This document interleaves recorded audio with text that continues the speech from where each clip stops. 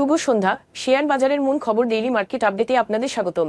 সূচক আজ গ্রিন জোনে ফিরেছে এবং 10.22 পয়েন্ট বা 0.20% বৃদ্ধি পেয়ে 5,196 পয়েন্টে স্থির রয়েছে। বাজারে লেনদেনের পরিমাণ ছিল 5.27 কোটি টাকা, যা আগের দিনের তুলনায় 9.01% বেশি। খাদ্য ও আনুষঙ্গিক খাত থেকে Olympic Industries, British American Tobacco এবং ফু-ওয়ান ফুডস, সিমেন্ট খাত থেকে Confidence Cement, Heidelberg Materials Bangladesh এবং ক্রাউন সিমেন্ট এবং শিল্প খাত থেকে Walton Hi-Tech Industries, Singer Bangladesh এবং আইএফএডি অটোস আজ সূচকে বৃদ্ধিতে মূল ভূমিকা রাখে। খাতভিত্তিক লাভ লোকসানের হিসেব অনুযায়ী সিমেন্ট খাতে আজ সর্বোচ্চ 2.21% এবং বিদ্যুৎ ও জ্বালানি খাত থেকে দ্বিতীয় সর্বোচ্চ 1.91% মূল্য হ্রাস পায়। অন্যদিকে মিউচুয়াল ফান্ড খাত আজ সর্বোচ্চ 1.06% মূল্য হ্রাস পায়। মূল্য বৃদ্ধি পাওয়া শীর্ষ 20-এ আজ বিদ্যুৎ ও জ্বালানি খাতে 4টি, সিমেন্ট এবং শিল্প উভয় 2টি খাতে 3টি করে কোম্পানি রয়েছে। কনফিডেন্স সিমেন্ট, জেএমআই সিরিঞ্জ এবং মেডিকেল ডিভাইস এবং পদ্মা ইসলামী লাইফ ইন্স্যুরেন্স আজ সর্বোচ্চ লাভ করেছে, যেখানে বিচ হ্যাচারি, নিউ লাইন ক্লোথিংস এবং সোনারগাঁও টেক্সটাইলস আজ সর্বোচ্চ মূল্য হারায়।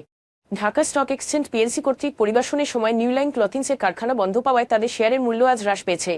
তবে বাকি শেয়ারগুলোর মূল্য পরিবর্তনের জন্য কোনো মূল্য সংবেদনশীল তথ্য জানা যায়নি। গত 3 মাসের গড় লেনদেনের তুলনায় আজ IFIC bank, first mutual, MB pharmaceuticals এবং অ্যাপেক্স ফুডসের লেনদেনের পরিমাণ উল্লেখযোগ্যভাবে বৃদ্ধি পেয়েছে। তবে উল্লেখিত শেয়ারগুলোর লেনদেন বৃদ্ধির স্বাভাবিক কোনো কারণ জানা যায়নি। আজকের শীর্ষ 2টি সংবাদ। বাংলাদেশ পরিসংখ্যান ব্যুরো তথ্য অনুযায়ী মার্চ মাসে বাংলাদেশের সামগ্রিক মুদ্রাস্ফীতি সামান্য বেড়ে 9.35% হয়েছে, যা ফেব্রুয়ারিতে ছিল 9.32%। শীতের শেষে সবজির সরবরাহ বৃদ্ধির ফলে খাদ্য মূল্যস্ফীতি 9.2% থেকে কমে 8.93% হয়েছে।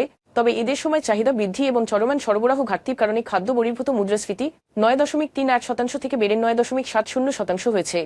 এশিয়ান ডেভেলপমেন্ট ব্যাংক 2024-25 অর্থবছরের জন্য বাংলাদেশের জিডিপি প্রবৃদ্ধি পূর্বাভাস সংশোধন করে 3.9% করেছে, যা তার পূর্বের 4.3% অনুমান থেকে কম।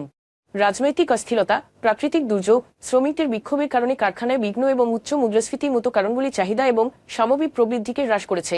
সরবরাহ ব্যাহত হওয়া এবং কঠোর মুদ্রানীতির কারণে সৃষ্ট দুর্বল প্রেক্ষাপট সত্ত্বেও উৎপাদন খাতের অগ্রগতির মাধ্যমে আগামী প্রান্তিকে প্রবৃদ্ধি পুনরুদ্ধার হবে বলে এডিবি আশাবাদ ব্যক্ত করেছে। আজ এ পর্যন্তই। আগামীকাল আবার আসবো শেয়ার বাজারের নানা আপডেট নিয়ে। ধন্যবাদ।